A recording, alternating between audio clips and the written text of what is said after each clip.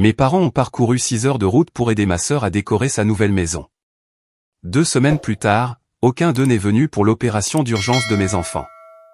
Les hôpitaux sont trop déprimants, a dit maman.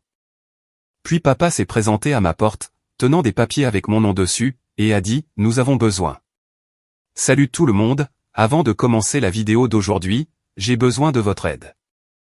Nous avons remarqué que la chaîne perd un peu de vitesse, et s'abonner est l'un des meilleurs moyens de nous soutenir. C'est rapide, et ça nous aide à continuer de vous proposer du contenu génial. Votre soutien compte énormément. Faisons grandir cette chaîne ensemble. Merci beaucoup. Maintenant, commençons la vidéo. La tasse en céramique de Eden était sur le comptoir, à côté de la cafetière. La tasse était de travers. L'anse avait une empreinte de pouce où l'émail s'était épaissi pendant la cuisson au four. Papa était peint sur le devant, en lettres bleues qui penchaient dans 3 directions différentes, parce que Eden avait 7 ans quand il l'a faite, et les enfants de 7 ans ne peignent pas en ligne droite. En bas, au marqueur Sharpie argenté, il y avait une date. 14 octobre. Son anniversaire. L'institutrice avait dit à chaque élève d'écrire sa date d'anniversaire en dessous, pour que les parents sachent toujours quand la tasse avait été faite. La sonnette a retenti à 8h47, un samedi matin. Gemma était à l'épicerie avec Maisie. Eden était à l'étage, jouant à un jeu vidéo, le volume trop fort. La maison sentait le toast que je venais de brûler, parce que je brûle des toasts tous les samedis et que Gemma a cessé de le mentionner. La porte s'est ouverte. Mon père, Sterling, était sur le porche, dans son manteau d'hiver, tenant un dossier manille contre sa poitrine. De la manière dont les gens tiennent des dossiers quand le dossier contient quelque chose qu'ils ne veulent pas montrer, mais qu'ils ont conduit 1h30 pour livrer. Reed. J'ai besoin de 10 minutes. Papa, c'est samedi. Je sais. S'il te plaît. Il est entré. Il s'est assis à la table de la cuisine. Il a posé le dossier sur la table. Il l'a ouvert. À l'intérieur, il y avait une pile de documents de prêt, une demande de prêt hypothécaire, un document de clôture, un billet à ordre, un acte de fiducie, tous de Prairie Land Title à Lincoln, et tous datés du 14 octobre. Il a fait glisser la pile sur la table vers moi. Nous avons besoin que tu signes le refinancement. Ça mettra l'hypothèque au nom de Brié. Ça prendra 30 jours. La banque ne le signalera pas si on le fait avant février. J'ai regardé les documents. Je suis examinateur de titres. Je lis des documents de clôture tous les jours. Je les lis comme un mécanicien lit un bruit de moteur, c'est-à-dire par ce qui ne va pas, avant de remarquer ce qui va bien. 3 choses n'allaient pas sur la première page. Premièrement, l'adresse de la propriété était 4412 Sheridan Lane, Lincoln. C'était la nouvelle maison de ma sœur Brié. La maison que mes parents avaient parcouru 6 heures de route pour l'aider à décorer, le 14 octobre. Deuxièmement, les emprunteurs étaient listés comme Brié Corwin Wix et Reed Corwin. Mon nom, mon numéro de sécurité sociale, mon employeur listé comme Heartland Title Service, Omaha. Troisièmement, la signature sur la page de clôture. Elle disait, Reed Corwin. La date à côté disait, 14 octobre. Le R de, Reed, penchait vers la gauche. Mon R penche vers la droite. Je signe des documents 40 à 50 fois par jour. Le R penche toujours vers la droite, car j'appuie fort sur la descente avec ma main droite. La signature sur la page de clôture n'était pas de ma main. Ce n'était pas mon inclinaison. Ce n'était pas moi. Le 14 octobre, j'étais à l'hôpital méthodiste de 4 heures du matin à 23 heures. L'appendice de Eden s'était rompu à 3h17. Gemma et moi avions conduit jusqu'aux urgences en pyjama. L'opération a commencé à 6h22. La récupération a duré jusqu'au soir. Mes parents n'étaient pas là. Aucun des deux. Ma mère, Claudette, avait envoyé un seul SMS à 8h14. Les hôpitaux sont trop déprimants. Tenez-nous au courant. À 14h14, Gemma avait envoyé un message dans le chat familial. Eden est sorti de chirurgie. Il est stable. Dieu merci. Claudette avait répondu avec un emoji cœur. À 14h14, le 14 octobre. La même date que sur la page de clôture falsifiée. J'ai regardé la signature. J'ai regardé la tasse sur le comptoir. Le 14 octobre était au fond de la tasse, au marqueur Sharpie argenté, et il était sur la page de clôture, à l'encre. Et l'une de ces deux choses avait été mise là par un enfant de 7 ans qui m'aimait. Et l'autre avait été mise là par un homme de 66 ans qui avait besoin de ma cote de crédit. J'ai posé les documents. Papa, c'est ma signature. Oui. Je n'ai pas signé ça. La main de Sterling s'est posée sur le bord du dossier. Ses doigts ont pressé le carton. Reed, nous devions agir vite. Le blocage du taux expirait. Le crédit de Briey n'était pas prêt. Ta mère et moi avons décidé de t'ajouter comme co-emprunteur pour faire passer le prêt. Nous allions te le dire. Vous avez falsifié ma signature sur un document de prêt fédéral, le jour où mon fils était en chirurgie d'urgence. Ce n'était pas comme ça. C'était comment? Il n'a pas répondu. Sa main est restée sur le dossier. Ses yeux se sont posés sur le comptoir de la cuisine, où la tasse de Eden était assise à côté de la cafetière. Il a regardé la tasse pendant environ 4 secondes. Il ne connaissait pas la date en dessous. Il n'avait jamais regardé. Si c'est l'histoire que vous êtes venu chercher, abonnez-vous au compte de Le Coin Reddit, car la signature falsifiée n'était pas le début. C'était le reçu. 3 choses. Je m'appelle Reed, 36 ans, examinateur de titres chez Heartland Title Service à Omaha. 11 ans. Chaque jour, j'examine des documents de propriété, des dépôts d'hypothèques, des recherches de privilèges, des transferts d'actes et des signatures de clôture. Mon travail est de trouver la chose qui n'a pas sa place. La mauvaise date, le notaire manquant, la signature qui ne correspond pas à l'affidavit. J'ai attrapé 14 clôtures frauduleuses en 11 ans. Chacune a commencé par une signature qui penchait du mauvais côté, ou une date qui ne correspondait pas, ou un numéro de sécurité sociale qui apparaissait sur une propriété que l'emprunteur désigné n'avait jamais visitée. La falsification sur le document de clôture de Briey avait les 3. Eden a 8 ans maintenant. Il en avait 7 le 14 octobre. Son appendice s'est rompu à 3h17 du matin. Gemma l'a entendu pleurer depuis la salle de bain. Elle l'a trouvé par terre. L'ambulance est arrivée à 3h31. À 4h, nous étions à Méthodiste. À 6h22, le chirurgien, le docteur Wynne, l'avait dans la salle d'opération. L'opération a duré 2h14. L'appendice avait perforé. Il y avait une péritonite. La récupération n'a pas été routinière. Elle n'a pas été simple. Ce n'était pas une expérience de chaise de salle d'attente. Mon fils a été en soins post-opératoires pendant 9 heures, avec des antibiotiques 4, un tube de drainage et un niveau de douleur qu'il a décrit comme « si quelqu'un me serrait le ventre avec des pinces ». Il a 8 ans. Il ne devrait pas savoir ce que des pinces ressentent à l'intérieur de son corps. Il le sait maintenant. Mon beau-père, Harmon Price, était à l'hôpital à 5h11. Personne ne l'avait appelé. Gemma avait envoyé un SMS au vieux numéro de téléphone de sa mère, par habitude. Sa mère est décédée il y a 3 ans. Harmon garde toujours le téléphone chargé sur le comptoir de la cuisine à Council Bluff, car il dit que la batterie mourrait s'il le débranchait, et il ne veut pas que la batterie meure.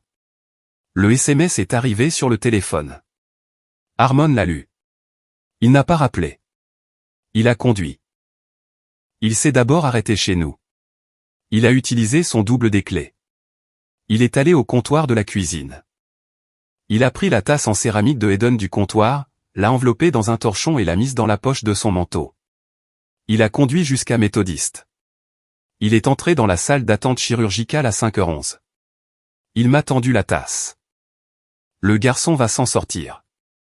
La tasse est pour toi, pas pour lui. Bois quelque chose. Puis il s'est assis sur la chaise à côté de moi pendant 11 heures. Il n'est pas parti. Il n'a pas vérifié son téléphone. Il a lu un western de poche qu'il avait apporté dans la poche de son manteau. Quand le chirurgien est sorti à 8h36, Harmon s'est levé. Quand le chirurgien a dit que Eden était stable, Harmon s'est rassis. Il a fini son chapitre. Puis il a fermé le livre et a dit « Je vais nous chercher à dîner. Reste ici. » Il est revenu avec 2 sandwichs au roast beef et un sac de frites, et nous les avons mangés dans la salle d'attente pendant que Eden dormait en salle de réveil avec un tube dans le côté. Harmon n'a pas parlé de mes parents. Il n'a pas demandé où ils étaient. Il n'en avait pas besoin. Leur absence était dans la pièce, de la manière dont l'absence est toujours dans une pièce, tout le monde la remarque, et les personnes qui devraient la combler sont les seules à ne pas savoir qu'elle est là. Mes parents étaient à Lincoln, à 6 heures de route, en train d'aider Brier à décorer. Le lundi matin, j'ai appelé Prairie Land Title à Lincoln. La réceptionniste m'a mis en relation avec la personne qui s'était occupée de la transaction de Sheridan Lane. Elle s'appelait Dana. Elle se souvenait de la clôture, car elle avait été inhabituelle à 2 égards. Premièrement, 2 parties étaient présentes au lieu de 3. Sterling Corwin et Claudette Corwin. L'emprunteuse, Brier Corwin-Wicks, avait signé à distance, par procuration notariée. Le co-emprunteur, Reed Corwin, avait signé en personne. Dana a dit, « Votre père a présenté votre pièce d'identité, une photocopie de votre permis de conduire. Il a dit que vous étiez son fils et que vous lui aviez demandé de signer en votre nom parce que vous aviez une urgence familiale. Il a dit que vous étiez à l'hôpital. Il était très convaincant. Il semblait inquiet pour vous. Une urgence familiale. Mon fils était en chirurgie. Mon père a dit à la personne chargée de la clôture que j'avais une urgence familiale et a utilisé cette urgence comme raison de la signature falsifiée. Il avait utilisé l'appendicite rompu de Eden comme couverture pour le crime qu'il commettait pendant que l'appendice était retiré. Deuxièmement, Dana a dit que l'agent de titre avait noté dans le dossier que la main de Sterling avait tremblé lorsqu'il avait signé la ligne du co-emprunteur.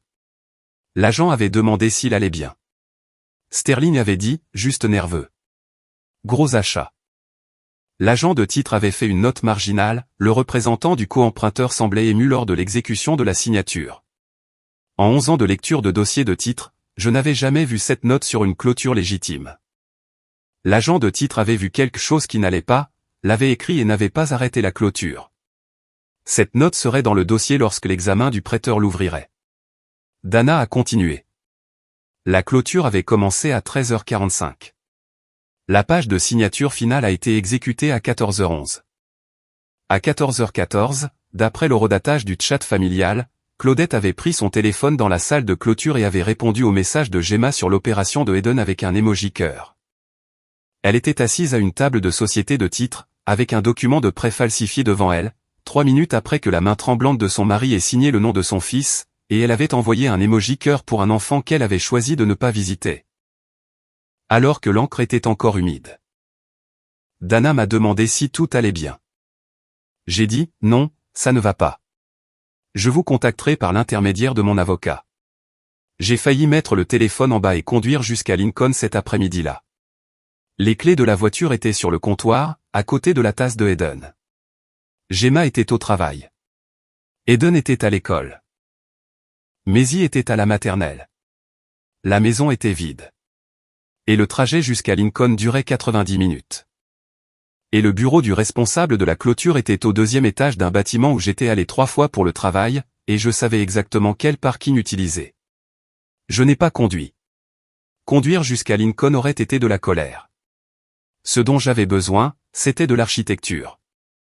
J'avais besoin de l'image complète avant de frapper à quoi que ce soit. J'ai ouvert mon ordinateur portable. J'ai sorti les documents de prêt que Sterling avait laissés sur ma table de cuisine. Si vous êtes arrivé jusqu'ici, abonnez-vous au compte de Le Coin Reddit. Car la signature falsifiée, le mensonge de la décoration et l'emoji cœur à la table de clôture étaient 3 couches. Il y en avait 3 autres en dessous. L'hypothèque sur 4412 Sheridan Lane était de 385 000 €, fixe sur 30 ans. L'acompte était de 48 000 €.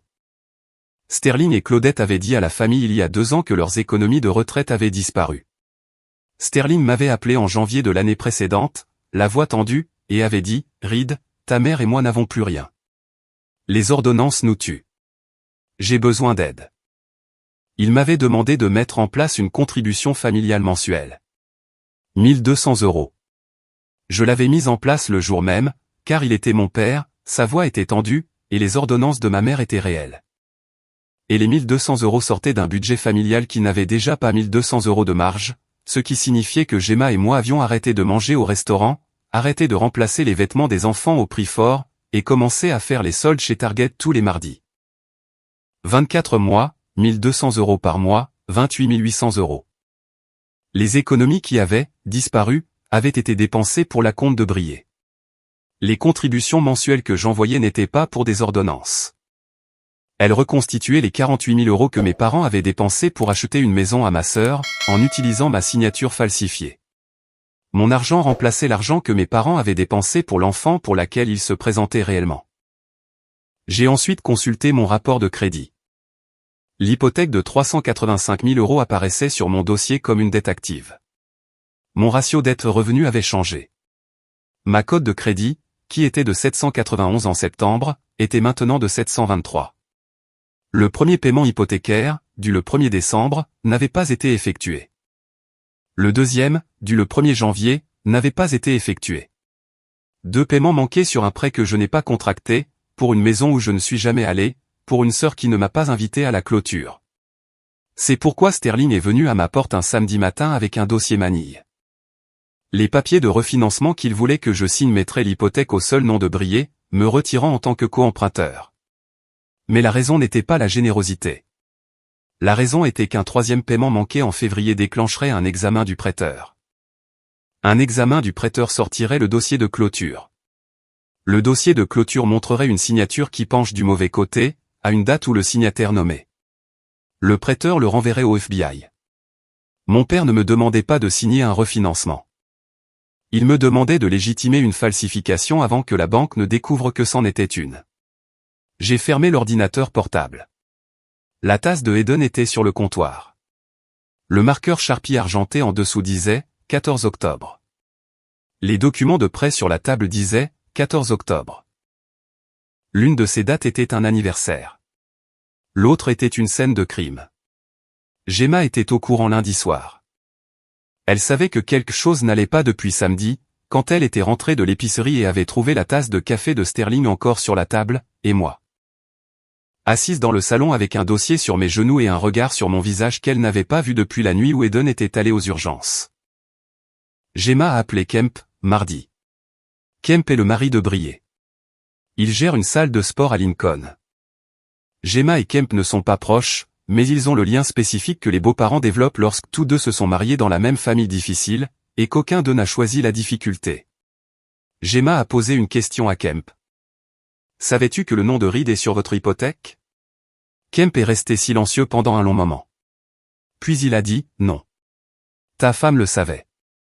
Gemma, que me dis-tu? Sors le document de clôture. Page 4, co-emprunteur, Reed Corwin. Signature falsifiée. Sterling l'a fait à la clôture, pendant que notre fils était en chirurgie. Kemp a sorti les documents ce soir-là. Il a rappelé Gemma à 21h47. Il a dit, je pensais que Sterling avait co-signé avec son propre crédit. Brié m'a dit que la banque l'avait approuvé sur la base du compte de retraite de son père. Elle ne m'a pas dit que c'était Reed. Kemp a trouvé le SMS le lendemain matin. Le téléphone de Brié était sur le comptoir de la cuisine pendant qu'elle était sous la douche.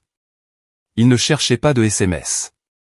Il cherchait l'application de paiement de l'hypothèque, car le paiement de janvier était en retard et il voulait voir si Brié avait mis en place le paiement automatique.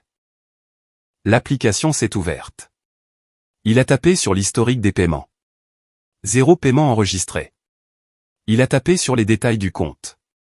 Co-emprunteur, Reed Corwin. Kemp a fixé l'écran pendant 11 secondes.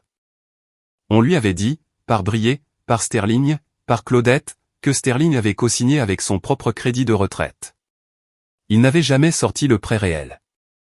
Il avait fait confiance à sa femme comme on fait confiance à sa femme, c'est-à-dire complètement et sans lire les petits caractères. Il a quitté l'application. Il a vu le fil de discussion avec Claudette. Un message s'est démarqué. Daté du 2 novembre, 3 semaines après la clôture. Assure-toi que Reed ne découvre pas la co-signature avant que le refinancement ne soit clair. Une fois que ce sera à mon seul nom, il ne pourra rien faire. Papa a dit qu'il s'occuperait des papiers. Reste juste silencieuse jusqu'en février. Kemp a fait une capture d'écran du SMS. Il s'est assis au comptoir de la cuisine, le téléphone à la main, la douche coulant toujours dans la salle de bain, le bruit des bouteilles de shampoing de sa femme cliquetant contre le carrelage, et la compréhension arrivant d'un seul coup. De la manière dont la compréhension arrive quand elle a été retardée par la confiance. Que la femme sous la douche avait prévu d'utiliser et de jeter la cote de crédit de son frère sur un calendrier qui se terminait en février. Kemp a envoyé la capture d'écran à Gemma. Gemma me l'a montré ce soir-là, à la table de la cuisine, pendant que les enfants dormaient.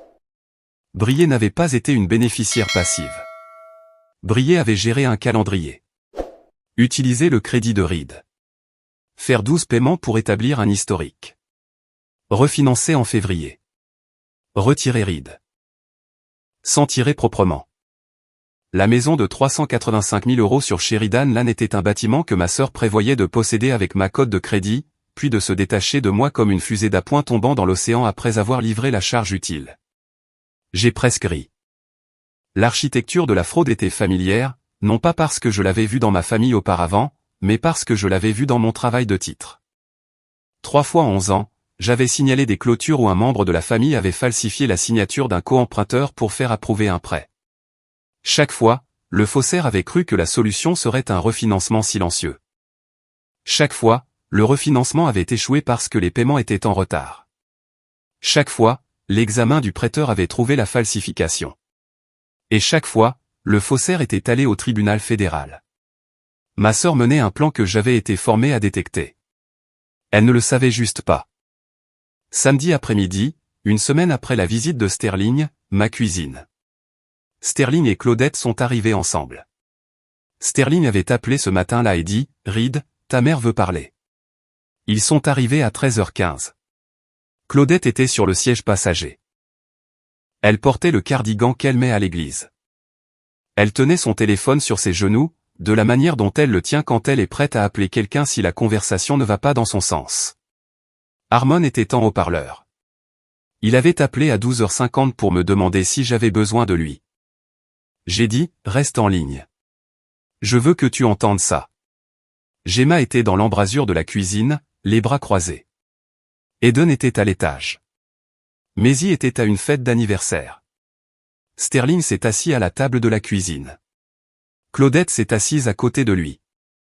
Le dossier du samedi précédent était toujours sur la table. La tasse était sur le comptoir.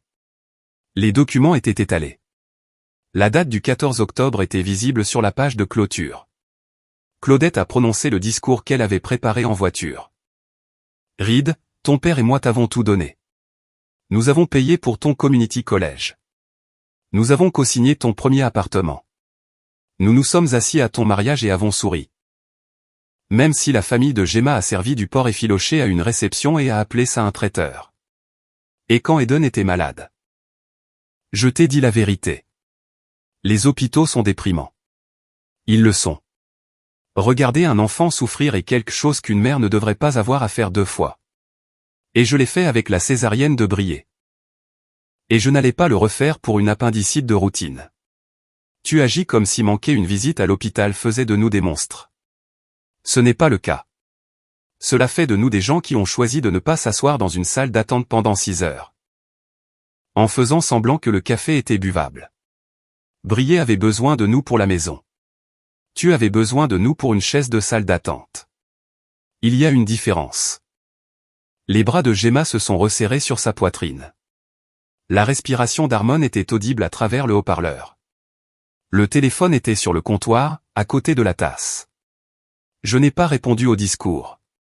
J'ai pris le document de clôture de la table. Je l'ai tourné vers la page de signature. Je l'ai tenu pour que la date du 14 octobre soit visible pour eux deux. La signature est datée du 14 octobre. Papa, c'est le jour où Eden était en chirurgie. Le R penche à gauche. Le mien penche à droite. Tu l'as falsifié. 24 mots. La mâchoire de Sterling s'est desserrée. Ses mains se sont posées à plat sur la table. Ses épaules se sont rentrées. Son corps a semblé se compresser dans la chaise. De la manière dont le corps d'un homme se compresse lorsque la phrase qu'il espérait éviter a été dite à voix haute, dans la cuisine de son fils, avec la femme de son fils dans l'embrasure de la porte, et le beau-père de son fils au téléphone. La bouche de Claudette s'est ouverte. Elle a regardé Sterling. Elle m'a regardé. Elle a regardé le document. Sterling, tu m'as dit que Reed savait. Sterling n'a pas répondu. Sterling, tu m'as dit à la clôture que Reed avait signé les papiers ce matin-là, par courriel. Tu m'as dit que tu avais son consentement. La main de Sterling s'est pressée plus fort sur la table. Sterling. Claudette s'est arrêtée. La pièce a été silencieuse pendant 5 secondes. Le haut-parleur sur le comptoir était silencieux. Harmon écoutait. Harmon ne parle pas quand il écoute. Il a écouté. Claudette s'est levée. Elle n'a pas quitté la pièce. Elle s'est tenue derrière la chaise où elle était assise et a agrippé le dossier à 2 mains. Et son visage a traversé la séquence que les visages traversent lorsqu'une femme réalise qu'elle a défendu un mensonge que son mari lui a raconté. Et le mensonge n'est pas petit. Et la défense qu'elle vient de livrer, sur le port effiloché et les chaises de salle d'attente, est maintenant attachée à un crime fédéral dont elle ne savait pas qu'elle était complice. Reed, je ne savais pas. Maman, tu étais à la table de clôture. Tu étais dans la pièce quand il a signé mon nom. Il m'a dit que tu avais envoyé la signature par courriel ce matin-là. Il m'a montré son téléphone. Il a dit qu'il avait une confirmation de ta part. Il n'y a pas eu de courriel. Il n'y a pas eu de confirmation. Mon fils était en chirurgie. Tu as envoyé un emoji cœur à 14h14 depuis la salle de clôture.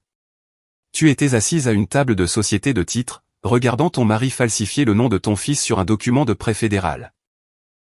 Et tu as pris ton téléphone et répondu à un SMS sur l'opération de ton petit-fils avec un cœur. Pas une prière, pas une question, pas un va-t-il bien? Un cœur. Un emoji. Puis tu as reposé le téléphone, et tu l'as regardé signer mon nom. Sa prise sur la chaise s'est resserrée.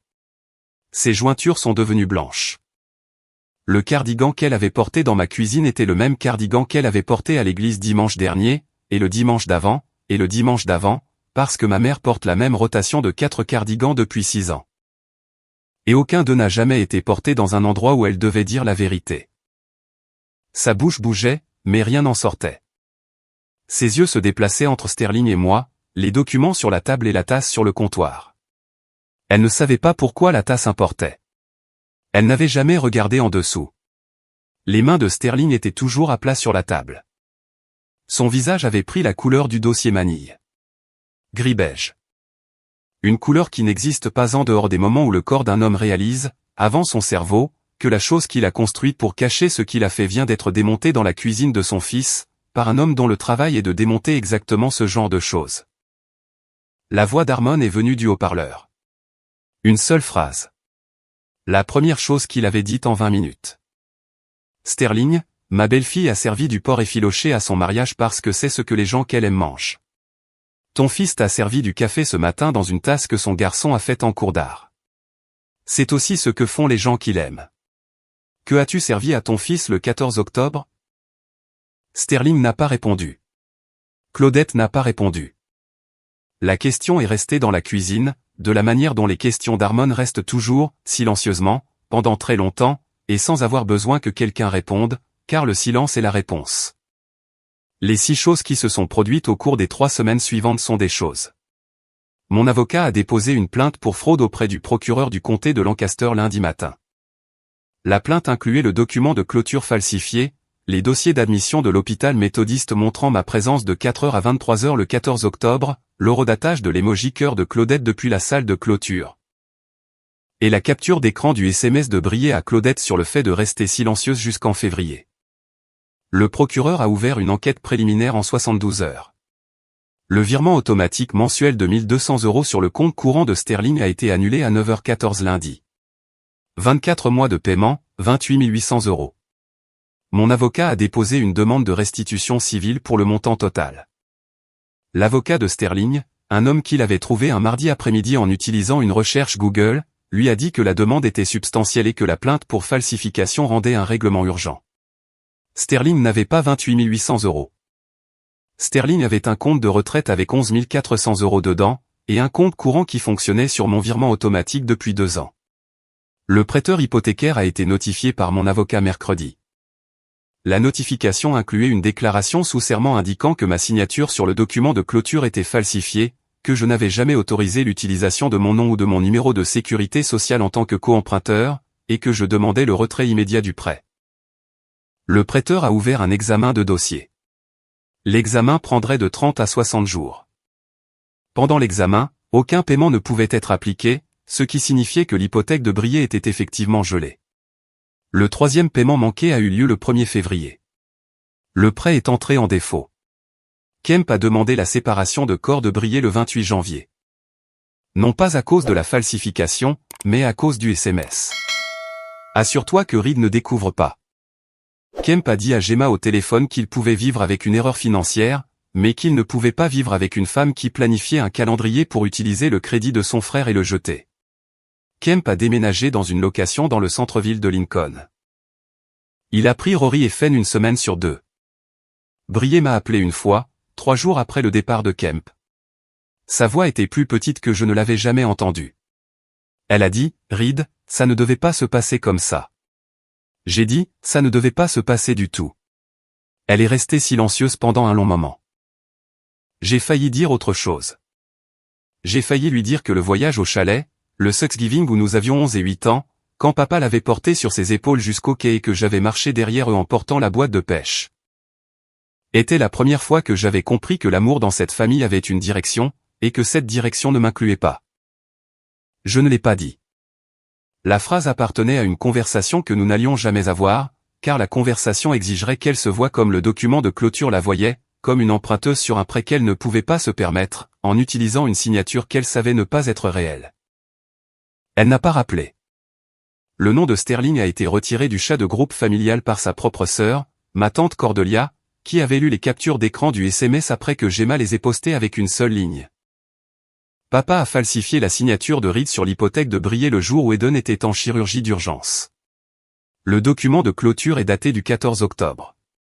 Reed était à l'hôpital méthodiste. Maman était à la table de clôture. 17 personnes ont quitté le chat en 5 jours. Cordelia est partie la dernière. Avant de partir, elle a posté, « Sterling Everett n'aurait pas fait ça. Tu le sais. Everett était mon grand-père. Il avait été charpentier à Council Bluff pendant 41 ans. Il avait construit des choses de ses mains et avait signé son nom sur chacune d'elles, et la signature était toujours la sienne. Un panier cadeau est arrivé à la maison 10 jours après la confrontation. De Claudette. À l'intérieur, une boîte des biscuits au beurre de cacahuètes préférés de Eden, un éléphant en peluche pour Maisie, et un mot manuscrit. Nous sommes désolés pour l'hôpital. Nous sommes désolés pour les papiers. Nous voulions juste que Briey ait ce que tu as. Une maison, une famille, une table de cuisine. Tu comprends ça, n'est-ce pas?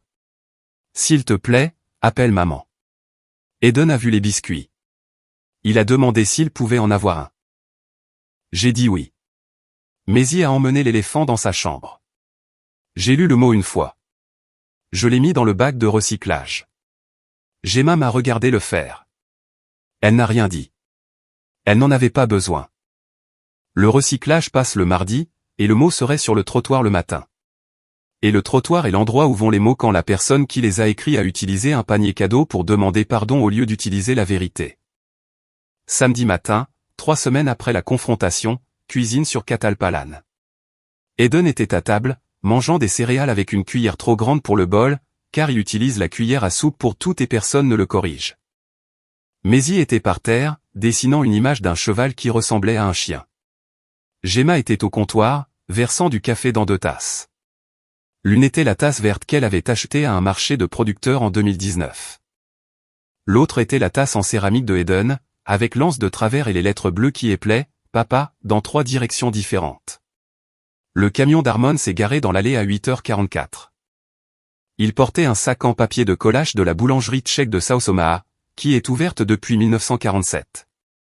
Il est entré par la porte de derrière sans frapper, car Harmon n'a jamais frappé à notre porte et il ne va pas commencer. Il a posé le sac sur le comptoir. Il a regardé Eden. « Bonjour, jeune homme. » Eden a levé les yeux de ses céréales.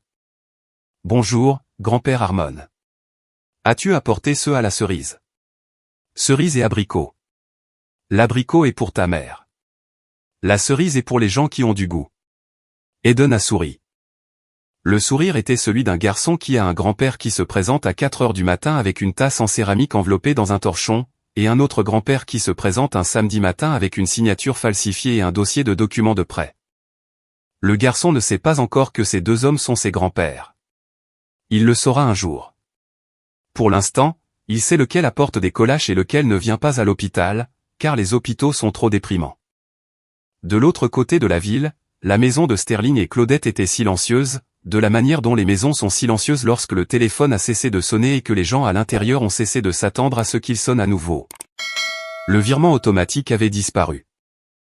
La demande civile était sur le comptoir. Le dossier du procureur était ouvert. Le chat familial comptait 9 personnes restantes, et aucune d'entre elles n'avait parlé depuis le message de Cordelia sur Everett. Sterling était dans son fauteuil, dans le salon, ne lisant rien.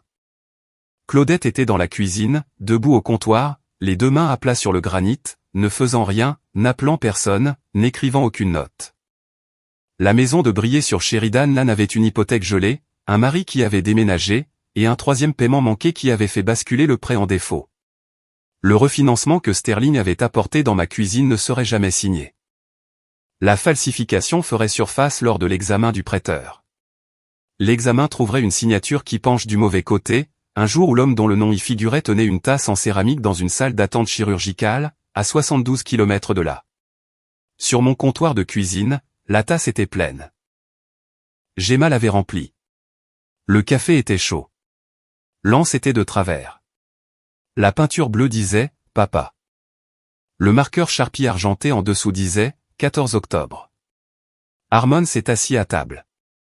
Il a ouvert le sac de collages. Il a tendu un à la cerise à Eden. Il a tendu un à l'abricot à Maisie. Il s'est versé un café dans la tasse verte. Il ne l'a pas versé dans la tasse de Eden, car la tasse de Eden est la mienne. Et Harmon le sait, et le sait depuis le matin où il l'a enveloppé dans un torchon à 4h47 et l'a conduite à un hôpital, parce qu'un garçon était en chirurgie et que le père du garçon avait besoin de quelque chose à tenir. Si cette histoire vous a trouvé aujourd'hui, abonnez-vous au compte de Le Coin Reddit et partagez-la avec la personne dont les parents ont conduit 6 heures pour un enfant et 0 heure pour l'autre. Mon père a falsifié mon nom sur une hypothèque le jour où mon fils était en chirurgie d'urgence. Ma mère a envoyé un emoji cœur depuis la table de clôture. Ma sœur a planifié un calendrier pour utiliser mon crédit et le jeter. Et l'homme qui s'est présenté à l'hôpital avant l'aube avec une tasse en céramique dans la poche de son manteau n'était pas mon père. C'était le père de ma femme. Il a apporté la tasse parce qu'un enfant de 7 ans lui avait dit un jour que, si papa a sa tasse, papa n'aura pas peur. Harmon s'en souvenait. Harmon se souvient toujours. Le café est chaud. Les collages sont à la cerise. La tasse dit, papa. Le garçon va bien. Et la signature en dessous est la seule dans cette maison qui compte.